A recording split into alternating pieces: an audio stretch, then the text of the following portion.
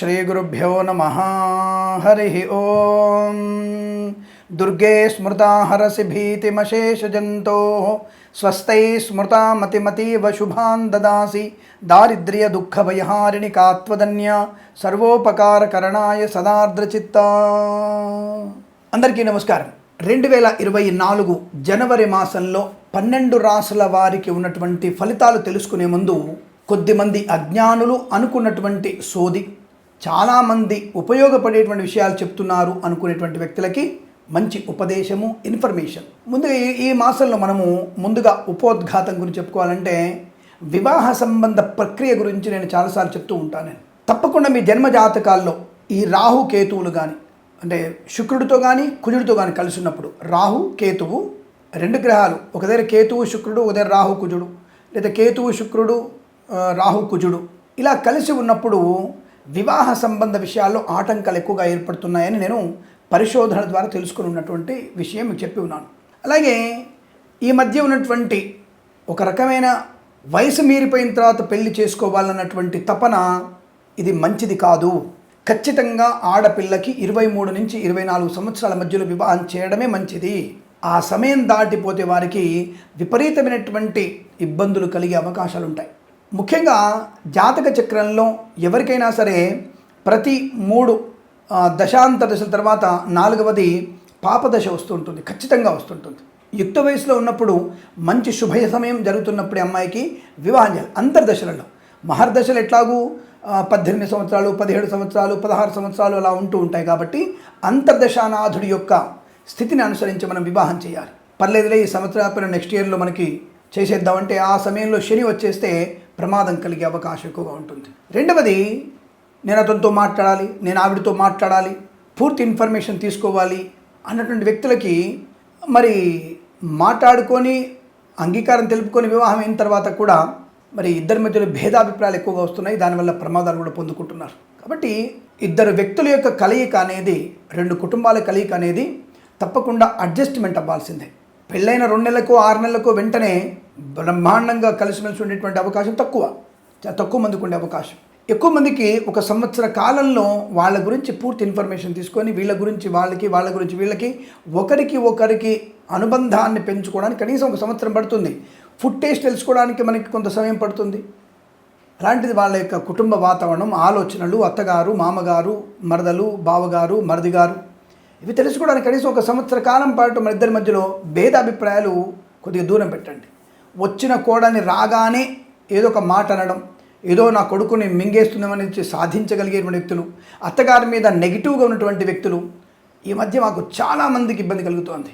రెండవది, ప్రతి వ్యక్తి జీవితంలో ఈ ప్రేమ కలాపాలు, దరిద్రమైనటువంటి ప్రేమ కలాపాలు ఉండి వివాహం తర్వాత కూడా విడిపోయినటువంటి ప్రేమ జంటలు మళ్ళీ కలవడానికి ప్రయత్నం చేస్తున్నారు. అది కేవలం శారీరకమైన కలవడం కోసం ప్రయత్నం చేస్తున్న వారు చాలామంది ఉన్నారు. మరి వివాహం అయిన తర్వాత నీ భర్తను వదిలిపెట్టి నీలెవరితో, నీ భార్యను వదిలిపెట్టి నీలెవరితో తిరుగుతున్నప్పుడు మరి కుటుంబం ఎంత అనుకూలంగా ఉంటుంది ఆలోచించండి. అంటే ఇదొకటి. అంటే వివాహం తర్వాత వెంటనే పాతకాలపు జ్ఞాపకులు, పాతకాలపు దుర్తిగా ఉన్నటువంటి దుష్టమైన మధుర స్మృతులు. నేను మధుర స్మృతి అనే దాన్ని, వివాహం అయింది, అయిపోయింది, నువ్వు రేపు నెక్స్ట్ నీకు నీ భర్త, నీ భార్య వరకు మాత్రమే రిలేషన్, నీ అత్త, నీ మామ వరకు రిలేషన్. గతించినటువంటి కానటువంటి దుష్ట స్మృతులు అవి మంచిది కాదు. అది ఆడవాళ్ళకి కానీ మగవాళ్ళకి కానీ. దానివల్ల ఈ ఉన్నటువంటి మంచి జీవితాన్ని నాశనం చేసుకుంటున్నారు కొంతమంది. ఇది చెప్పడానికి భయపడుతున్నారు పేరెంట్స్. అందుకే నాలాంటి వాళ్ళు చెప్తే అర్థం చేసుకునేటువంటి యూత్ మీకు భావన, అంటే మీ యొక్క యువతి యువకులకి ఒక మంచి భావన ఉందన్న విషయంతో నేను మీకు విషయం చెప్తున్నాను. గతకాలపు దుష్ట స్మృతులను వదిలేయండి. రేపటి నుంచి మీరు 7 అడుగులు వేసిన తర్వాత ఉన్నటువంటి బంధాన్ని మాత్రమే తీసుకోండి. ఈ అక్రమమైనటువంటి సంబంధాలు కూడా జీవితాన్ని నాశనం చేస్తున్నాయి. అలాగే ఆరోగ్య విషయాల్లో దాచిపెట్టి మూర్ఛ వ్యాధి అని, ఇంకొక వ్యాధి అని, ఏదైనా పెద్ద పెద్ద ప్రమాదాలని లాంటివి కూడా దాచిపెట్టి వివాహం చేయడం వల్ల విడిపోవడం, భార్యాభర్తల దగ్గర పిల్లవాడికి ప్రమాదాన్ని కలిగిస్తుంది. పేరెంట్స్ ఈ విషయంలో కూడా ఆలోచించే ప్రయత్నాన్ని చేయండి. అలాగే నేనేది ఊకదంపుడు ఉపన్యాసం ఇవ్వట్లేదు. ఇప్పుడు దాదాపుగా మనకి తెలంగాణ రాష్ట్రంలో 19,000 విడాకుల కేసులు పెండింగ్లో ఉన్నాయి. 19,000. ఆంధ్రాలో 21,000 కేసులు పెండింగ్లో ఉన్నాయి. ఇది కుటుంబ ఫ్యామిలీ కోర్టు సమస్యలు. అలాగే మీకు చాలాసార్లు చెప్తున్నాను నేను, 79% లవ్ మ్యారేజెస్ ఫెయిల్ అవుతున్నాయి. ఇది నేను చెప్పడం లేదండి, విత్ రికార్డ్ తోటి మీకు సుప్రీంకోర్టు జడ్జి గారు, గవాయి గారు ఈ విషయాన్ని స్పష్టంగా చూడింది. ఇటువంటి పర్యవసనాలు ప్రమాదాన్ని కలిగిస్తుంది, మన దేశాన్ని అస్థిరపరుస్తుంది అన్నటువంటి ఆయన కామెంట్ చేశారు. మీరు గూగుల్లో సెర్చ్ చేసుకోవచ్చు. ప్రేమ వ్యవహారాలు 79%, తెలుగు రాష్ట్రాల్లో 79%, 8% మనకి లవ్ మ్యారేజ్ ఫెయిల్ అవుతున్నాయి. అదే సమయంలో 46.6% అరేంజ్ మ్యారేజ్ ఫెయిల్ అవుతున్నాయి. ఇప్పుడు చెప్పండి, అరేంజ్ మ్యారేజ్ మంచిదా, ప్రేమ వ్యవహారం మంచిదా? ఈ విషయాన్ని ఆలోచించండి. ఏంటి మీ ప్రేమకు వ్యతిరేకులా అని అడిగే వ్యక్తులు కూడా ఉంటారు. ప్రేమకు దోవకు వ్యతిరేకం తర్వాత విషయం, మీలో ఉన్నటువంటి ఐక్యత, ప్రేమించి పెళ్లి చేసుకున్నటువంటి వ్యక్తులు 3 మాసాల నుంచి 6 మాసాల్లో విడిపోయినటువంటి వ్యక్తులు 88.6% కనపడుతోంది. Within 3 to 6 months, within 2 years లోపల విడాకులు పొందుకుంటున్న వారు 74%. ఇది ప్రేమ వివాహాల గురించి చెప్తున్నాను నేను. అదే అరేంజ్ మ్యారేజ్లలో 3 to 6 months విడిపోయే వారి సంఖ్య సింపుల్ ఓన్లీ 8% కనపడుతోంది. 2 years లోపల పెద్దలు ఒప్పుకున్నటువంటి పెద్దలకు పెళ్లి చేసుకున్న వాళ్ళు విడిపోయేవి మీకు 16.24 కనపడుతోంది. అలాగే 4 సంవత్సరాల తర్వాత ఈ అక్రమ సంబంధాల వల్ల పెద్దలకు వచ్చిన పెళ్ళిళ్ళు 46%, ప్రేమ వివాహాలు 79.8% చిల్లర విడిపోయేటువంటి అవకాశాలు కనపడుతున్నాయి. ఇలా మనం ఎందుకు చెప్పాల్సి వచ్చిన విషయం అంటే, మన గవాయి గారు, చీఫ్ జస్టిస్ గారు చెప్పినటువంటి, అంటే జడ్జి గారు, ముఖ్య న్యాయమూర్తి చెప్పినటువంటి విషయాన్ని అవగాహన తీసుకుంటే మనం ఎలా ఉండాలో ఆలోచించండి. మాకు తెలుసు అనుకొని రెండవ వివాహానికి చాలా ఇబ్బందులు పడుతున్నారు, ఇమడలేకపోతున్నారు. ప్రతి వ్యక్తి మిమ్మల్ని తప్పుగా చూస్తుంటాడు. ఆడపిల్లకైతే ఇంకా నరకం కనబడుతోంది. చెప్పడానికి బాగుంటాయి, ఆడపిల్ల అయితే ఏమిటి, నా పిల్లని తీసుకొని ఇంట్లో పెంచుకుంటాను, సాధ్యం కాదు. ఈ విషయాన్ని గుర్తుపెట్టుకోండి. కాబట్టి అరమరికలు లేకుండా ముందు కలిసిమెలిసి ఇద్దరి భావోద్వేగాల్ని పంచుకునే ప్రయత్నం చేయండి. ఇద్దరి మధ్యలో ఉన్నటువంటి ప్రతి విషయాన్ని మీ ఇద్దరి భార్యాభర్తలు చర్చించుకోండి. ఒకవేళ ఇబ్బంది ఎక్కువైతే ఇరువురి తల్లిదండ్రులని కూర్చోబెట్టి 6 మాత్రమే ఎందుకు కూర్చోబెట్టండి. 3వ వ్యక్తి వద్దు. మీ కుటుంబంలో మీరు 6 ముఖ్యం, అత్త మామలు భార్యాభర్తలు, ఈ 6 ఇంపార్టెంట్. బోడి బావమరిది, బోడి మరదలు, బోడి వదినలు, బోడి మేనమామలు సలహాలు తీసుకోకూడదు. అది ప్రమాదాన్ని కలిగిస్తుంది.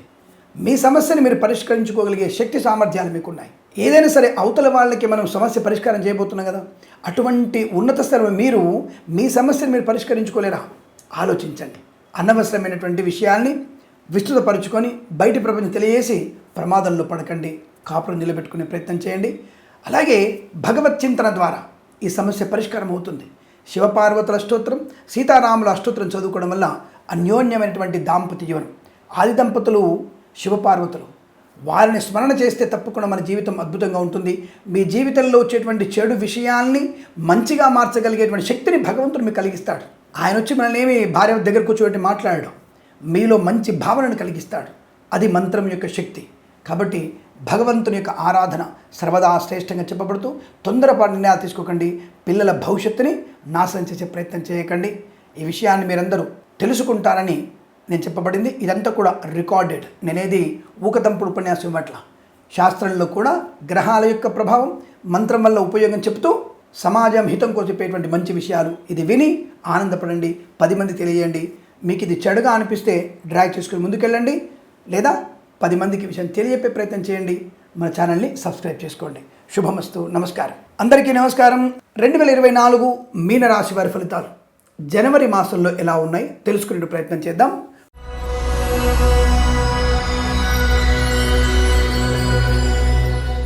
మీనరాశి వారికి మొదటి 3 వారాలు కూడా చాలా అనుకూలవంతమైనటువంటి శుభ ఫలితాలు. అంటే కొత్త సంవత్సరం దాదాపుగా మొదటి వారం అన్ని రాశుల వరకు అద్భుతంగా ఉన్నట్టుంది. కొన్ని రాశుల వారికి 2వ వారం కొద్దిగా ఇబ్బందిగా ఉంది. కానీ ఆల్మోస్ట్గా జనవరి నెల ప్రతి రాశి వారికి కూడా అనుకూలంగా ఉంది. ముఖ్యంగా మీన రాశి వారికి మొదటి వారము ధనయోగము, 2వ వారము ఆరోగ్య లాభము, 3వ వారము ఆర్థిక వ్యవస్థలో లాభాలు పొందుకోవడం, కొత్త వ్యాపారాన్ని ప్రారంభించేందుకు కూడా అవకాశాలు బలంగా కనబడుతున్నాయి. చాలా మంచి మనోధైర్యంతో ఉంటారు. ఈ మాసం మొత్తం కూడా ఒక పర్ఫెక్ట్, అంటే దాని ఏమిటంటే నిర్మాణాత్మకమైనటువంటి పరిస్థితి కనపడుతుంది. అంటే అంచెలంచెలుగా ఎదగడానికి అవకాశాన్ని పొందుకునే స్థితి కనబడుతుంది. అలాగే అన్ని అవకాశాలని పొదిపుచ్చుకుంటారు. అందరినీ అందుకునే ప్రయత్నంలో సక్సెస్ సాధించే అవకాశం ఉంటుంది. ముఖ్యంగా విదేశాలకు వెళ్ళే నిమిత్తమై చేస్తున్న ప్రయత్నాలు సఫలీకృతమయ్యేటువంటి శుభతరుణం. విదేశాల్లో కూడా విద్య, ఉద్యోగ, వ్యాపారంతో పాటు విదేశాలలో నూతన గృహయోగము, వీసా సంబంధమైనటువంటి సౌలభ్యాలు, లాస్ట్ మంత్లో ఆగిపోయినటువంటి వీసా సంబంధమైనటువంటి శుభయోగాలు అనుకూలంగా మారేటువంటి అవకాశం బలంగా కనబడుతోంది. లైక్ గ్రీన్ కార్డు కానీ, H1B వీసాలు, PR లాంటివి కానీ పొందుకునే అవకాశం, అలాగే విదేశాల నుంచి స్వదేశానికి వచ్చి మళ్ళీ విదేశాలకి వెళ్ళగలిగే అవకాశం కూడా చాలా బలంగా కనబడుతోంది. ముఖ్యంగా ఈ మాసంలో విద్యార్థులకి ఏవైనా పరీక్షలు ఉంటాయి, పోటీ పరీక్షలు కానీ, అకాడమిక్ పరీక్షలు కానీ, IELTS, GRE, TOEFL, SAT, GMAT లాంటి పరీక్షలు కానీ, లేదా MBA లాంటి పరీక్షలు, లా పరీక్షల్లో కానీ ఏవైనా పరీక్షలు ఉంటాయి, తప్పకుండా మీకు ఈ పరీక్షల్లో మంచి విజయం సాధించగలిగే అవకాశం బలంగా కనబడుతోంది. 4వ వారంలో సామాన్య ఫలితాలుగా చెప్పబడుతోంది. కాస్త 4వ వారంలోనే దూకుడుని తగ్గించే ప్రయత్నం చేయండి, అత్యుత్సాహాన్ని తగ్గించే ప్రయత్నం చేయండి, చెడ్డవారికి దూరంగా ఉండే ప్రయత్నం చేయండి. అలాగే కొంతమంది ప్రభుత్వ ఉద్యోగస్తులు మొదటి 3 వారాల్లో ఉద్యోగ లాభము, స్థిర ఉద్యోగ ప్రాప్తి, తాత్కాలిక ఉద్యోగం పర్మనెంట్ అవ్వడం, కారుణ్య నియామకాలు ఉద్యోగాన్ని పొందుకోవడం లాంటివన్నీ ఉన్న 4వ వారంలో లంచాలకు మరిగేటువంటి అవకాశం లేదా అటువంటి దుష్టులతో సహవాసం మీకు నష్టాన్ని కలిగిస్తుంది.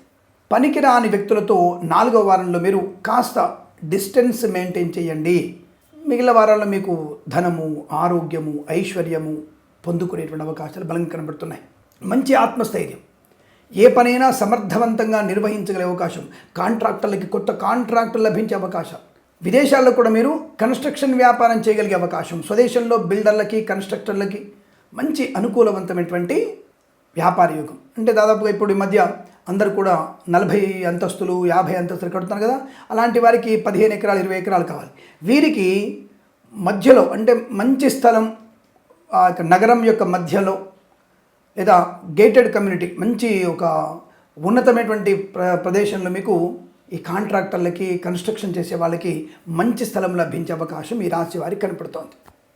తప్పకుండా మీరు అనుకున్నటువంటి కన్స్ట్రక్షన్ వ్యాపారం బాగుంటుంది. కన్సల్టెన్సీ మీద కూడా ఆధారపడవచ్చును. కన్సల్టెన్సీ వ్యాపారం కూడా కలిసి వచ్చే అవకాశాలు, మ్యారేజ్ బ్యూరో నుంచి శుభవార్తలు వినేటువంటి అవకాశం కూడా కనపడుతోంది. ఇక కుటుంబ పరిస్థితులు చాలా అనుకూలంగా ఉన్నాయి. భార్యాభర్తల మధ్య, సోదరుల మధ్య, సోదరీమణులతో కానీ, లేదా పిల్లల విషయంలో కానీ, ప్రేయసి ప్రియులు పెద్దల అంగీకారంతో ఒకటవ్వడం కానీ, సంతాన సంబంధ శుభవార్తలు కానీ, కృత్రిమ కావచ్చు లేదా సహజమైన సంతాన శుభవార్తలు వినే అవకాశం. ఆర్థికమైన వెసులుబాటు వల్ల కుటుంబ పరిస్థితులు అనుకూలంగా ఉంటాయి. ఆస్తి పంపకాలలో కూడా శుభయోగాలు, అనుకూలవంతమైనటువంటి ఆస్తి పంపకాలు జరుగుతాయి.